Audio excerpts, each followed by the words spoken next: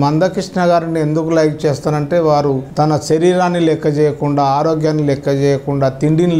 లెక్క చేయకుండా ఒక నక్సలైట్ లాగా, ఒక ఆర్ఎస్ఎస్ కార్యకర్తలాగా, ఒక ఆర్ఎస్యు కార్యకర్తలాగా, ఒక పీపుల్స్ వార్ కార్యకర్తలాగా, ఒక నెల్సన్ మండేలాగా, అలాగే ఒక అభినవ అంబేద్కర్ లాగా ఊరూరు తిరుగుతూ పల్లె తిరిగి మన ఆంధ్ర తెలంగాణ రాష్ట్రాలలో గత 30 సంవత్సరాల నుంచి మాదిగలకు సేవ చేస్తూ వాళ్ళను జాగరూకతం చేస్తూ మేలుకొలుపుతూ ఉద్యమాన్ని ముందు తీసుకుపోయి ఈ మాదిగ ఎంఆర్పిఎస్ ఉద్యమాన్ని బతికిస్తూ తను బతుకుతూ లక్షలాది మాదిగలకు ఆదర్శంగా ఉండి ఈరోజు భారత ప్రభుత్వం చేత పద్మశ్రీ అవార్డు గ్రహీతగా నిలిచి అయినప్పటికీ నిగర్విగా ఉండి ఎందరు విమర్శించినా ఆయన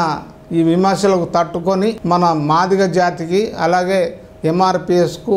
ఎంతో సేవ చేసినటువంటి మందకృష్ణకు భారతరత్న ఇచ్చినా అది తక్కువనే.